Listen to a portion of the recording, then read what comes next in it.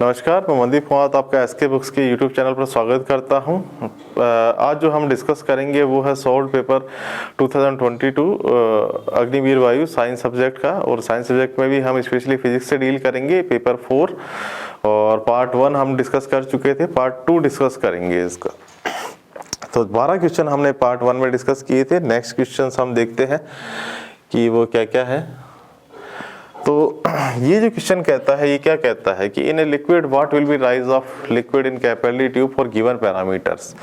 तो देखिए यहाँ पे मैं एक आपको बताना चाहूँगा, ये कैपिलरी राइज से रिलेटेड है और इसका डेरिवेशन मैंने एक पेपर 3 में जब हम ये ऐसा सेम क्वेश्चन आया था तब मैंने वहाँ भी डिस्कस किया था, बट मैं यहाँ और आपको ड्राइव करके बता देता हूँ ये किस तरीके से होता है। जैसे मान लीजिए लिक्विड है और ये कैपिलरी है, कैपिलरी में लिक्विड राइज हो गया मान लीजिए h हाइट तक।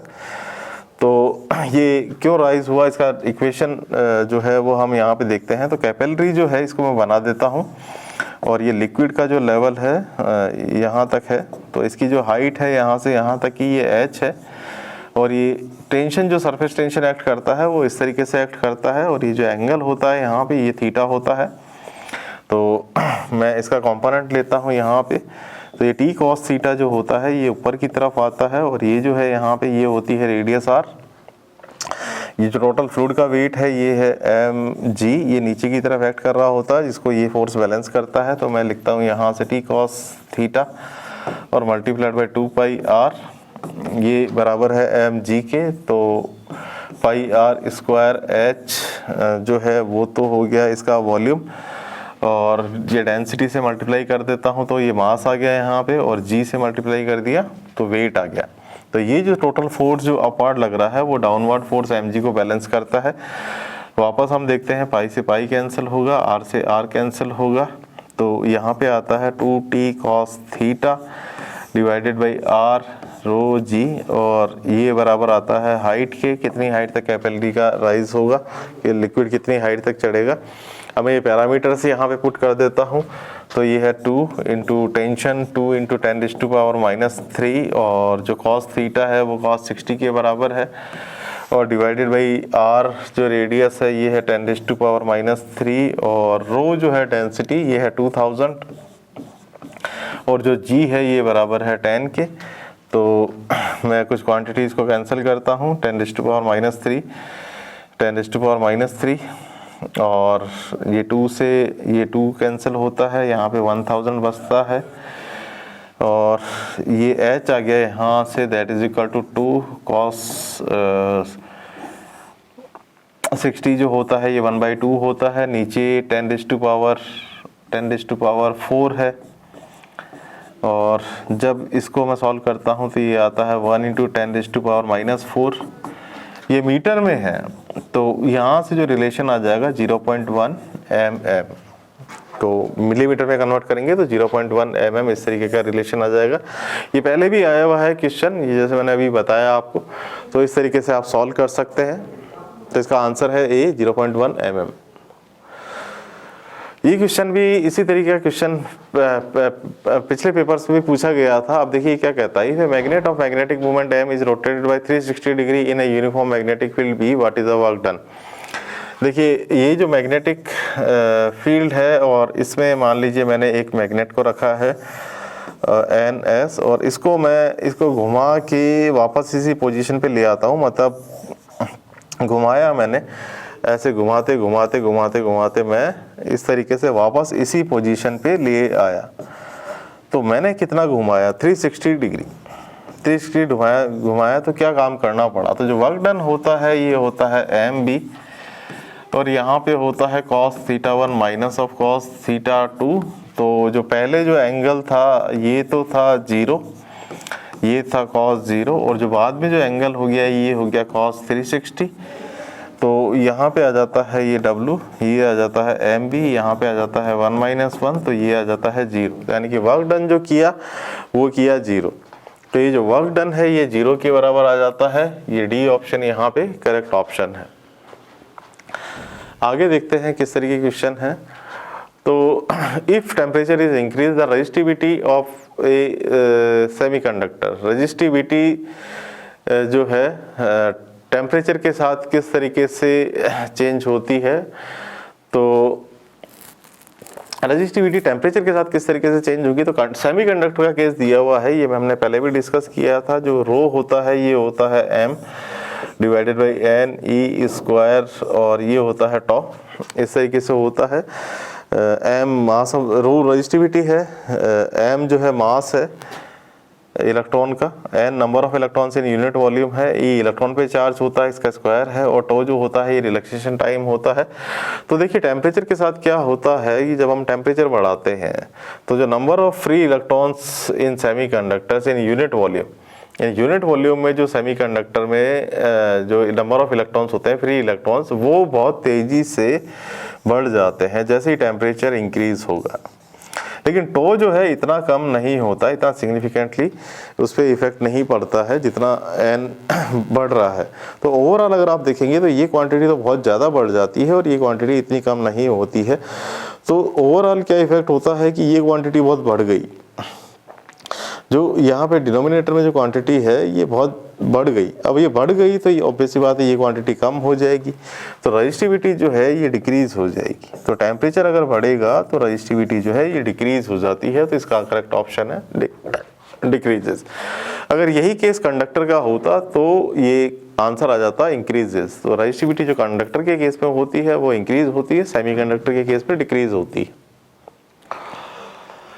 ये सिंपल सा क्वेश्चन है कि अगर करंट 5 एम्पियर हो, वोल्टेज 1 वोल्ट हो, तो पावर कंज्यूम कितना होगा। तो बड़ा सिंपल सा रिलेशन है कि पावर जो होता है ये होता है V multiplied by I। V जो है यहाँ पे 1 वोल्ट है, I जो है 5 है, तो यहाँ से आ जाता है 5 वाट। ये 5 वाट का जो है पावर कंज्यूम होगा, तो ये जो है A करेक्ट ऑप्शन है यहाँ पे। हाँ, ये क्वेश्चन भी जो है प्रीवियस हमने जो पेपर डिस्कस किए थे उनमें आया हुआ है और ये दोबारा वापस आया है ये क्वेश्चन। तो इसको देखते हैं। Two monochromatic sources of light have intensities ratio I1:I2 9:1, what is the ratio of maximum to minimum intensity.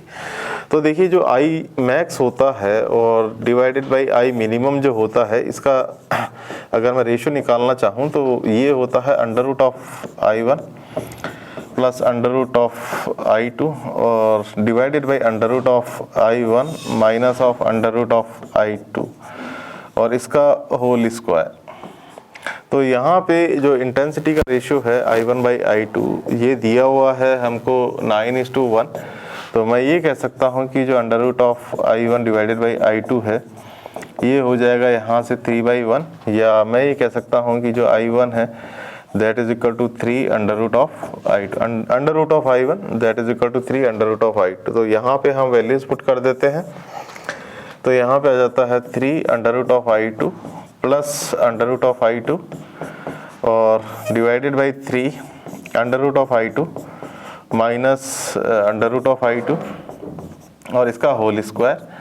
तो देखिए क्या आता है, तो यहाँ से आता है कि 3 और 1 4 √I2 और नीचे आ जाता है 2 √I2 और इसका होल स्क्वायर। तो यहाँ से आ जाता है 2 का होल स्क्वायर, तो ये आ जाता है 4। तो रेशियो आ जाता है 4:1। रेशियो की अगर बात करेंगे तो 4:1। तो ये जो मैक्सिमम इस टू मिनिमम इंटेंसिटी है इसका रेशियो जो है ये इस तरीके से निकल के हमारे पास आता है 4:1।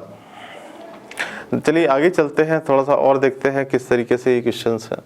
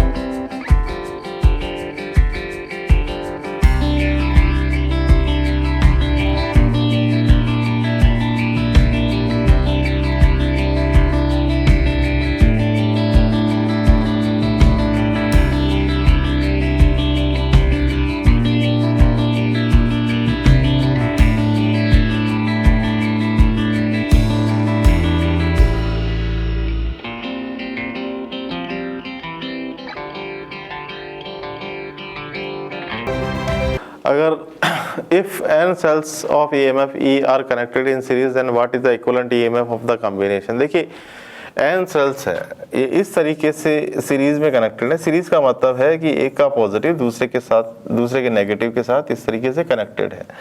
इस तरीके से n सेल्स है, जो सेल्स हैं वो n है और जो ये जो EMF है वो E है। तो यहाँ से जब हम बात करेंगे यहाँ पे EMF कंबाइंड कितना है, तो देखिए n है और E है एक का, तो ये हो जाएगा NE। ये जो करेक्ट ऑप्शन जो आता है ये आता है NE। नंबर n रहता है सेल्स का और जो E है वो EMF है, तो NE जो है वो कॉम्बिनेशन का NE जो है वो करेक्ट आंसर है। ये बड़ा सिंपल क्वेश्चन है, डायरेक्ट क्वेश्चन है, इसमें ज़्यादा कुछ सोचने की ज़रूरत नहीं है। What is the speed of electromagnetic wave in vacuum. तो वैक्यूम में जो इलेक्ट्रोमैग्नेटिक वेव है वो किस वेलोसिटी से ट्रेवल करती है, वो speed of light in vacuum से ट्रेवल करती है। तो इसकी speed of light in vacuum जो होती है ये होती है 3 × 10⁸ मीटर पर सेकेंड। तो ये करेक्ट ऑप्शन है, सी यहाँ पे करेक्ट आंसर है। देखिए ये थोड़ा सा प्रीवियस क्वेश्चन से रिलेटेड ही है और देखिए क्या कहता है क्वेश्चन कि ये velocity of light in a medium is 1.5 × 10⁸ metre per second, what is the refractive index of the medium. देखिए वेलोसिटी जो वैक्यूम में होती है, वैक्यूम में जो वेलोसिटी थी, वैक्यूम में जो वेलोसिटी थी ये थी 3 × 10⁸ मीटर पर सेकंड। बट ये मीडियम में जो वेलोसिटी है, दूसरे मीडियम में ये वेलोसिटी है 1.5 × 10⁸ मीटर पर सेकंड। तो देखिए क्या रिलेशन होता है, ये जो रिफ्रैक्टिव इंडेक्स होता है, ये रिफ्रैक्टिव इंडेक्स इस तरीके से दिया जाता है, velocity of light in vacuum, velocity of light in vacuum divided by velocity of light, velocity of light in the medium, velocity of light in medium।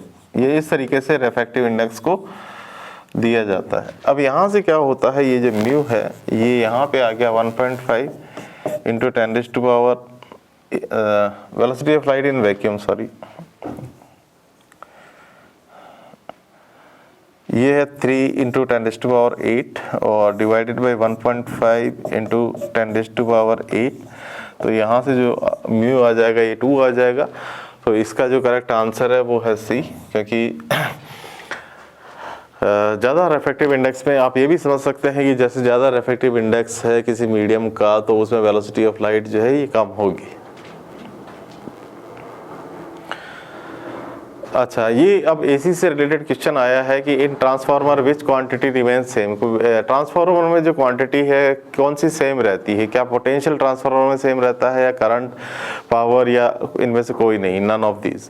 तो देखिए ट्रांसफार्मर में जो है पोटेंशियल तो प्राइमरी और सेकेंडरी का डिफरेंट होता है, उसी तरीके से प्राइमरी और सेकेंडरी का करंट भी डिफरेंट होता है, बट पावर जो प्राइमरी में है वही पावर सेकेंडरी में होती है। तो इसका जो करेक्ट ऑप्शन है वो है सी, पावर जो है वो सेम रहती है।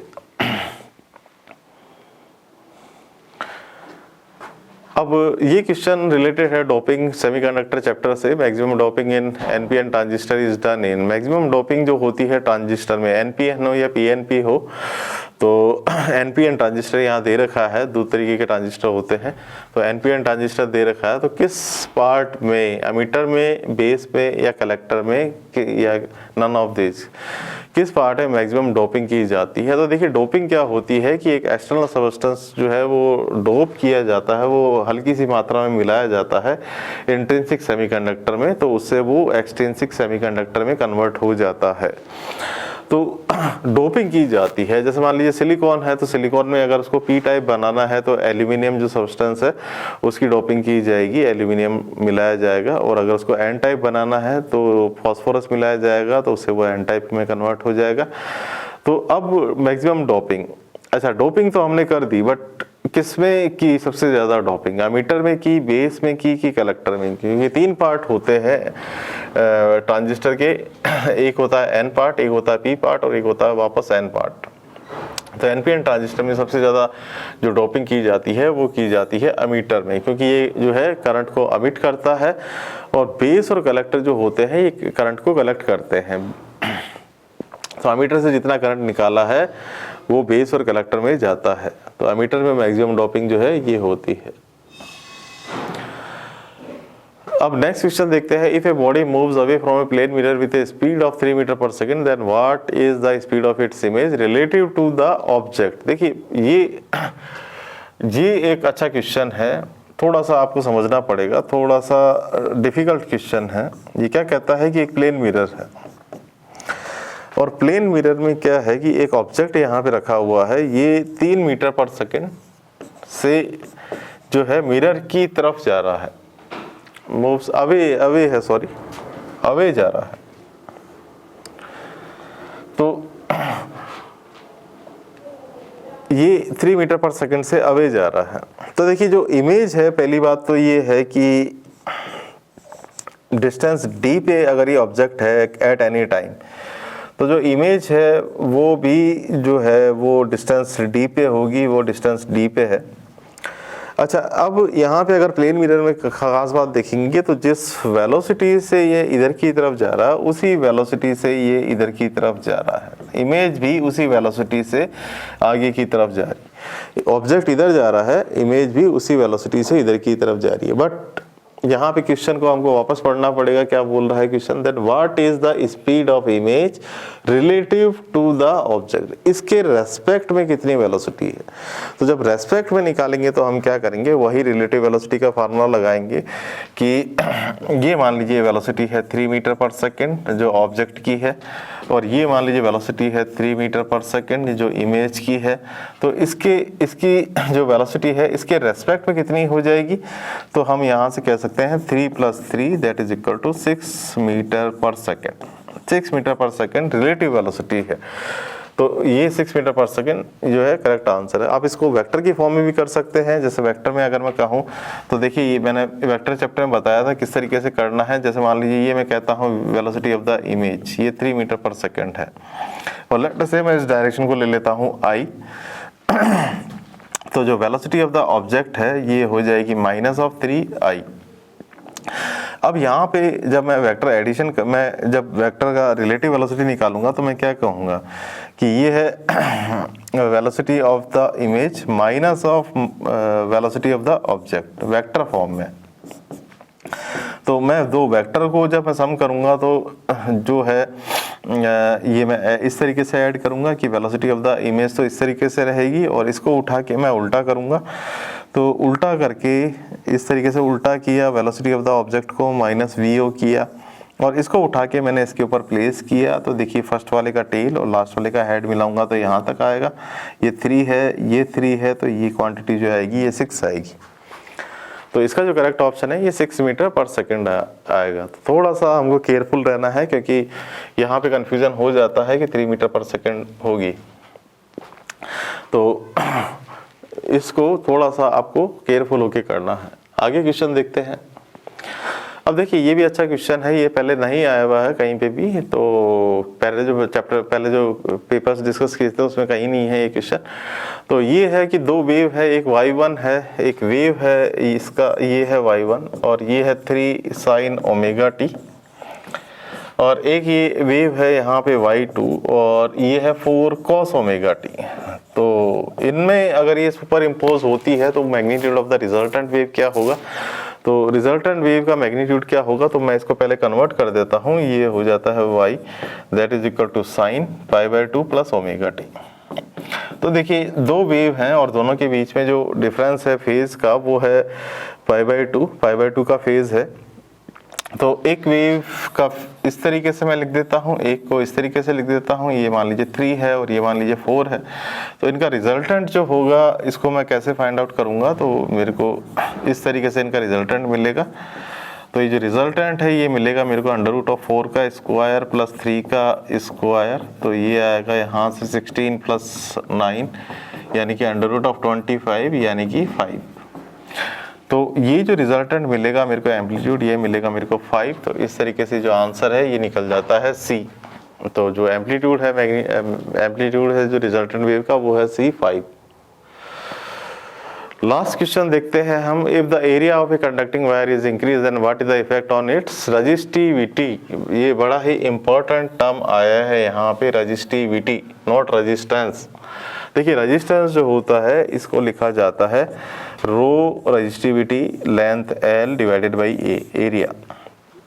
अब यहाँ क्या पूछा है, यहाँ रेजिस्टेंस जो है वो नहीं पूछा है, यहाँ पे पूछा है कि रेजिस्टिविटी जो है वो एरिया के साथ किस तरीके से चेंज होगी। तो एरिया अगर बढ़ जाता है, एरिया अगर बढ़ जाता है तो रेजिस्टेंस कम हो जाएगा, बट रजिस्टिविटी एज सच जो होती है इसकी अगर मैं इक्वेशन लिखूं तो ये होती है m divided by n e square tau. इसमें कहीं भी एरिया की टर्म नहीं आती है। यहाँ अगर देखेंगे तो रजिस्टिविटी जो है वो कांस्टेंट रहती है, तो यहाँ पे एरिया के साथ इसका कोई फंक्शन नहीं है। ये मटेरियल की प्रॉपर्टी होती है, मटेरियल किस तरीके का है और टेम्परेचर का जैसे इफेक्ट होता है इस पे वो हमने डिस्कस किया था, बट एरिया का कहीं ऐसा इसमें रोल नहीं रहता है। तो रो जो है ये सही, ये वैसा का वैसा ही रहेगा। इसको हम बोल सकते हैं रिमेन सेम, ये सेम रहता है। तो एरिया ऑफ द कंडक्टर अगर हम बढ़ा देंगे तो भी रजिस्टिविटी जो है उस पर कोई फर्क नहीं पड़ेगा। तो ये जो क्वेश्चन हमने डिस्कस किए पार्ट 1 और पार्ट 2 में, ये हमने इसके सॉल्यूशन भी दिए हुए हैं इस बुक में, अग्निवीर वायु DNF for science subject practice paper with solution of difficult problems. और ये बुक्स आप थ्योरी के लिए रेफर कर सकते हैं यहाँ पे। तो पार्ट 2 हम यहाँ पे ख़त्म करते हैं। ये पेपर यहीं पे हमने सॉल्व करके पूरा बताया आपको 2 पार्ट में किस तरीके से पेपर का सॉल्यूशन है। तो हमारा ये वीडियो आपको कैसा लगा ये कमेंट बॉक्स में ज़रूर लिखिए। हमारे वीडियो को लाइक कीजिए, दोस्तों के साथ शेयर कीजिए, हमारे चैनल को सब्सक्राइब कीजिए। मिलते हैं नेक्स्ट वीडियो में। धन्यवाद।